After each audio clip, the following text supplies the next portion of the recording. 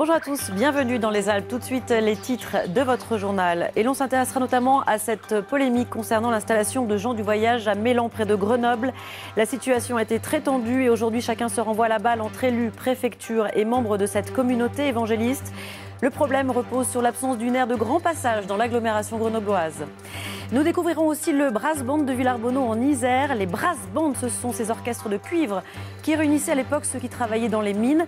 Aujourd'hui, le phénomène prend de l'ampleur et de nombreuses compétitions ont été créées. Enfin, un mot de votre de météo. Patience, les éclaircies devraient être plus franches cet après-midi sur nos 3 départements. Mais les températures restent assez fraîches, de 12 degrés en Haute-Savoie jusqu'à 20 degrés en Isère. Ils sont passés en force ce week-end après avoir créé un bouchon énorme sur l'A41. Les 200 caravanes des évangélistes sont désormais installées sur le parc de l'Île d'Amour à Mélan. Les autorités étaient prévenues de leur arrivée, mais rien n'a été organisé et pour cause. Il manque une aire de grand passage pour l'agglomération de Grenoble. La municipalité de Mélan s'indigne de cette situation et notamment qu'un parc public soit utilisé comme aire de passage. Une position partagée par les évangélistes, comme l'explique le pasteur José au micro de Johan Etienne et Marie Michelier. La force, on est obligé de la prendre des fois. Parce qu'aujourd'hui, on ne vient plus comme auparavant. Avant, on venait, on ne prévenait pas les communes. Mais aujourd'hui, on a une association qui s'appelle AGP, Action de Grand Passage. Aujourd'hui, on a envoyé des courriers avec accusé de réception des 7-8 mois à l'avance. Et aujourd'hui, le préfecture, il avait le courrier. Et on n'avait pas toujours de réponse. Alors aujourd'hui, nous, on a un groupe de 200 caravanes. Il faut bien qu'on s'installe. On a une mission évangélique où qu'on monte le chapiteau et qu'on prêche l'évangile. Peut-être la fin du cauchemar pour les habitants de la commune de Vienne dans le Nord-Isère. À compter du 12 juin, la ville n'aura plus d'emprunts toxiques. La municipalité a trouvé un accord avec les financeurs qui fera l'objet d'une délibération ce soir en conseil municipal. Les explications de Denis Vigneault-Duguay. Pour tuer l'emprunt toxique contracté en 2006 auprès de Dexia, la ville va conclure 3 nouveaux prêts. Un premier qui court sur 15 ans et qui porte sur les 2,4 millions d'euros restants, mais cette fois à un taux acceptable, 3,60%. Le deuxième d'un montant de 3,6 millions d'euros, lui aussi sur 15 ans à un taux de 0,95%, porte sur le paiement de l'indemnité de remboursement anticipé. Enfin, le troisième, d'un montant de 5 millions d'euros à un taux de 1,65% est exigé par Dexia pour solder définitivement l'emprunt toxique. Un passage obligé qui pourrait faire débat au conseil municipal de ce soir. Enfin, la commune devra aussi payer les intérêts cumulés. Au final, l'affaire coûtera 11,2 millions d'euros à Vienne au lieu des 13,3 prévus. Un gain de 2 millions d'euros qui fait dire à l'opposition que, même imparfaite, la solution proposée reste la moins pire. Cette information à lire sur notre site internet France 3 Alpes avec l'incendie d'une maison à Cessieux en Isère, un incendie provoqué par une batterie de jouets télécommandés qui se trouvait dans le garage. Les occupants ont été évacués et relogés par des voisins. Coup de projecteur à présent sur un concert qui aura lieu le 2 juillet à 20h au Prisme de Cessin en Isère, un rendez-vous musical et de solidarité puisque les fonds récoltés permettront de soutenir le projet 3 étoiles solidaires. Ce concert s'inscrit dans le cadre du festival de musique classique qui se déroulera sur les communes de Lens-en-Vercors et Cessin. Et pour en parler, je reçois Frédéric Dupont. Bonjour. Bonjour. Vous représentez l'association Des Cimes et des Notes, donc qui organise ce festival et qui co-organise ce concert de solidarité. Quelques mots de ce projet, déjà, 3 étoiles solidaires. Quels en sont les objectifs ? Alors ce projet touche à un sujet d'actualité qui est le gaspillage alimentaire. Donc c'est un projet qui a été lancé par Pierre Pavie. Qui a un restaurant à Grenoble. Qui a un certain nombre de restaurants sur Grenoble oui. Et un certain nombre d'actions solidaires. Et donc qui vise à récupérer la viande qui est aujourd'hui jetée dans la grande distribution, parce qu'elle arrive en date de péremption, de la récupérer et de la transformer le jour même en la cuisinant pour faire des portions individuelles. La récupération se fait par la banque alimentaire, d'accord, se fera par la banque alimentaire. Et la préparation de ces plats sera faite au sein des cuisines du collège Marc Sangnier à Cessin, donc qui ont été spécialement préparées par le conseil général pour permettre la préparation de plus de 1200 plats par jour. Par jour. Comment vous êtes rencontrés tous les deux ? Comment est né ce projet finalement ? Alors, Est-ce que vous avez un parcours aussi assez typique finalement? Alors, un parcours assez atypique dans la mesure où j'ai un parcours plutôt d'entrepreneur dans le domaine en train de lancer une société Hexagone dans le domaine de la haute technologie.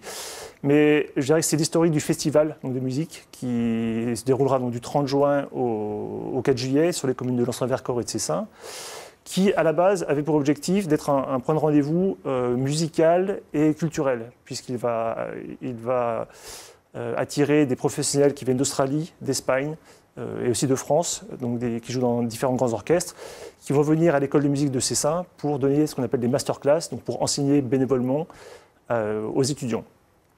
Alors, on a rajouté à ce festival, en fait, la préparation de concerts, donc 3 concerts, le concert des étoiles qui aura lieu le 2 juillet, mais aussi 2 concerts qui auront lieu à Lens-Vercors, donc le vendredi et le samedi, à but caritatif. Donc à chaque fois, il n'y a pas que ce concert du 2 juillet dont les fonds seront reversés, tous les concerts finalement auront ce même but, ce même objectif. Exactement. Et donc avec le support de la mairie de Cessin, donc qui s'est engagé et qui nous a mis à disposition donc, cette salle de spectacle, donc nous avons souhaité renforcer la levée de fonds avec un concert quand même majeur, puisqu'on attend presque 700 personnes, qui permettra de financer ce projet pilote, donc de reconditionnement de la viande et de préparation de places solidaires. Alors pourquoi des places solidaires? Parce que l'infrastructure, quelque part, a été mise en place, notamment par le Conseil général. Pour cuisiner de la viande tous les jours, on a besoin quand même d'avoir un super cuisinier qui saura traiter à la fois du porc, de l'agneau et toute la viande qui va être récupérée. Mais aussi, on a besoin d'un front de roulement pour préparer ces plats qui pourraient être redistribués du coup, pendant une période de 5 jours. D'accord. Et il faut aussi qu'on prépare cette phase de redistribution. C'est pour ça que le support des municipalités, notamment de la ville de Cessin, sont extrêmement critiques. Eh ben, en tout cas, merci beaucoup, Frédéric Dupont, d'être venu sur ce plateau. Et puis, bon festival, bon concert. Merci beaucoup. Côté sport, en football, Grenoble restant au CFA pour la 4e année consécutive, et ce, malgré leur victoire samedi contre Saint-Priest. Alors, quel projet pour le GF38 qui rêve de retrouver l'élite? Frédéric Lefrançois et Florine Hébin ont rencontré le président du club. L'image des joueurs grenoblois, la mine défaite après la victoire, résume parfaitement la situation du club isérois. Celle d'une formation qui vient de voir le train de la montée lui passer sous le nez. Grenoble termine 2e de son championnat et reste pensionnaire du CFA. 48 heures plus tard, sur les bords du lac d'Annecy, le président du GF38 a eu le temps de digérer l'affaire et fait, contre mauvaise fortune, bon cœur. La pilule est passée. Je veux dire qu'on est grand, raisonnable et puis il faut tout de suite commencer pour se battre pour la saison prochaine, quoi. C'est bon signe, le président parle de la saison prochaine.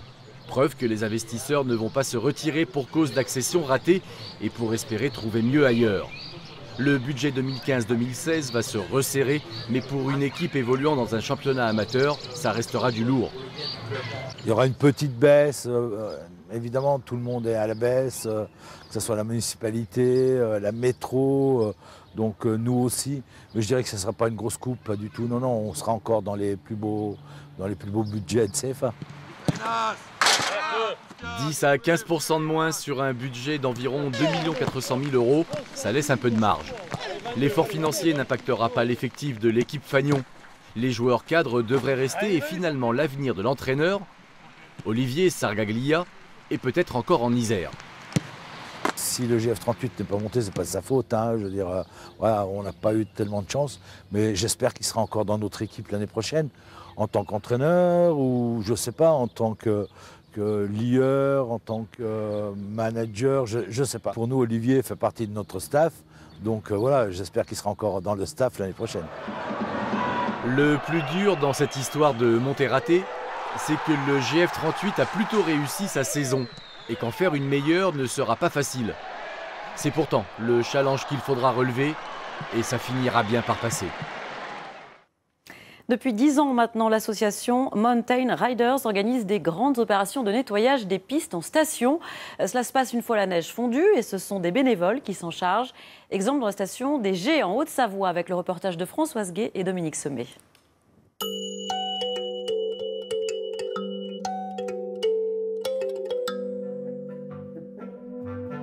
À la frontière entre le Chablais et le Faucigny, Léger, village-station de 1300 habitants. Sur les pistes, la neige a fondu. Pour les écoliers de la commune, le décor idéal pour une drôle de chasse au trésor.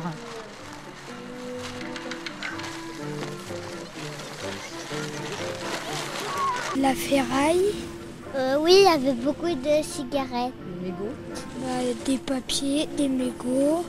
C'est pas bien parce qu'après ça pollue la nature. Ce ramassage de déchets a été préparé en amont par la maîtresse.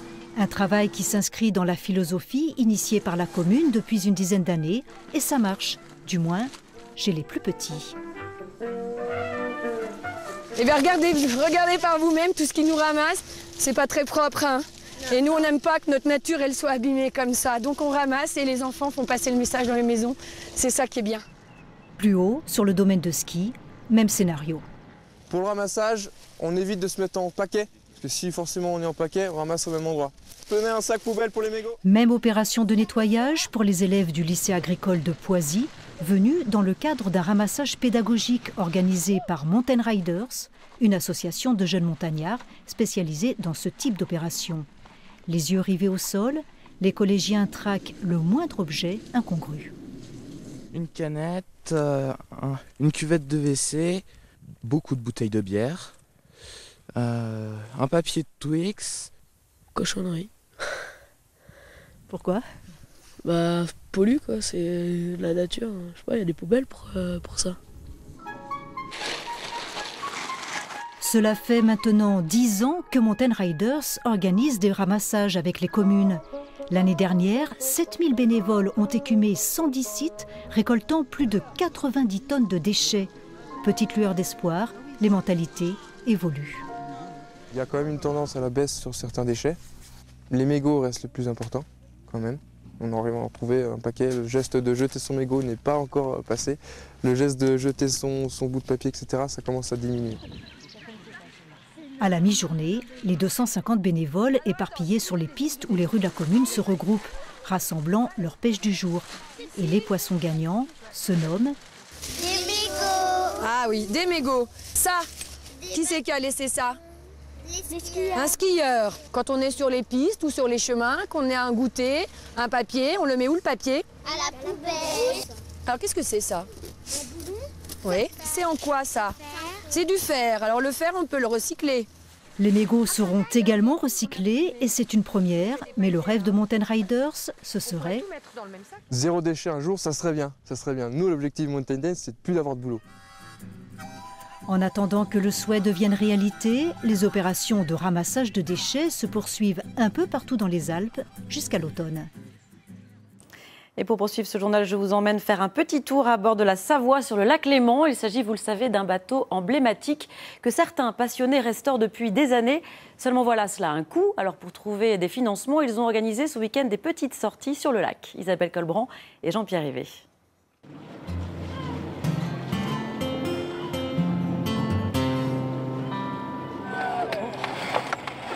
Vous organisez les mains.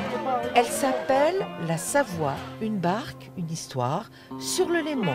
Elle accueille des visiteurs, voiles ouvertes ce week-end. Ce fut un plaisir. C'était une sensation unique et puis on s'était un peu transporté dans le temps parce qu'en plus on avait une explication de l'historien qui nous a donné un peu d'histoire. Donc c'était particulièrement une expérience qui sortait de l'ordinaire pour une promenade sur les quais. Redécouvrir le lac, son histoire, ses rives, un beau voyage. Je suis un enfant du pays qui a très tôt été sur le lac. Puis quand le bateau s'est construit, je l'ai découvert. J'ai adhéré tout de suite au début de la construction. Et puis après, sur un bateau comme ça, c'est fantastique. On a des bons moments et je reviens depuis. Un Léman différent, un regard affectif, un espace nautique unique, histoire de se prendre une fois dans sa vie pour un vrai pirate. Ah non, pas des Caraïbes. Alors tu vois, il faut qu'on garde toujours le petit pénon qui met le vent dans la voile. Juste un petit pirate lémanique.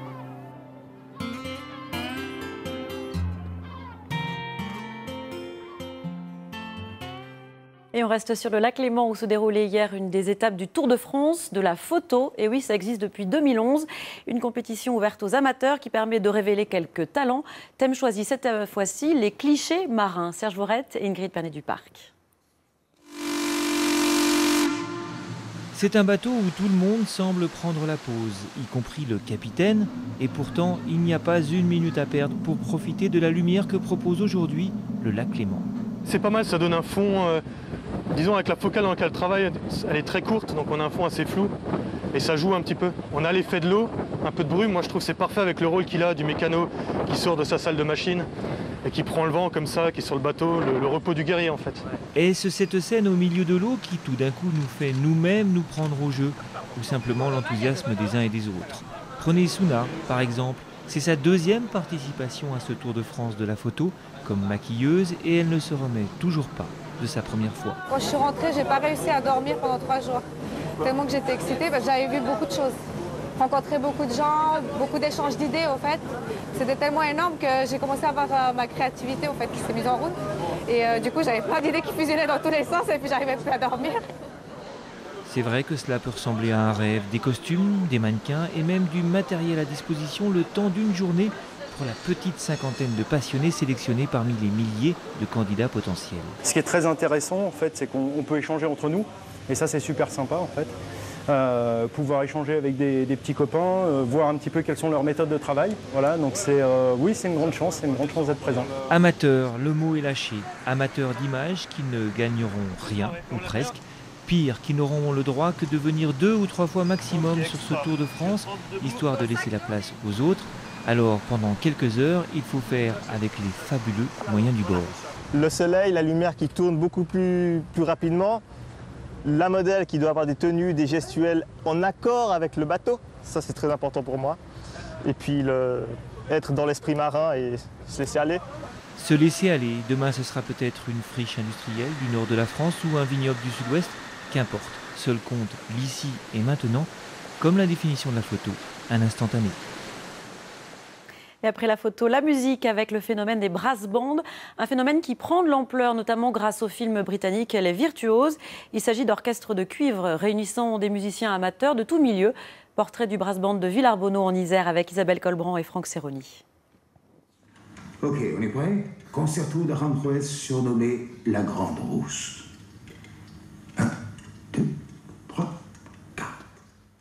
Succès confirmé que cette performance osée en direct par le brass band Accor jouait les morceaux musicaux du fameux film Les Virtuoses, car c'est bien là l'une des références de ce climat particulier qui règne au sein de cet orchestre à cuivre et percussions amateurs.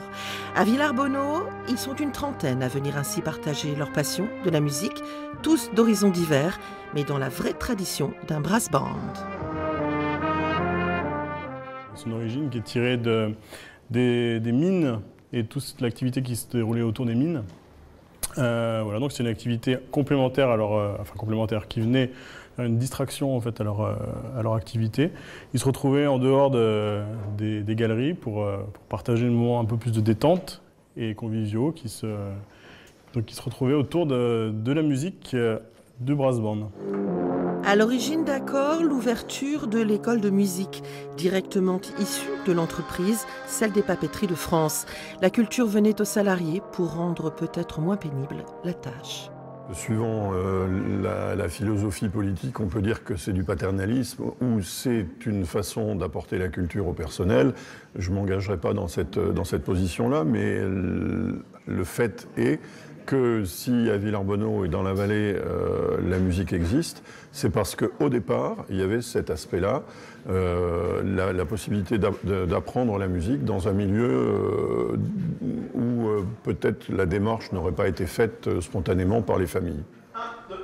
La culture de ces orchestres passe par toute une série de compétitions dans des divisions multiples pour atteindre la Ligue d'honneur.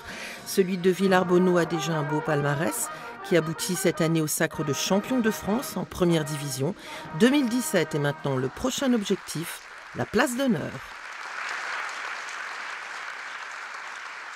Et c'est la fin de ce journal. L'actualité continue sur le site alpe.france3.fr. Passez une très belle après-midi et à demain.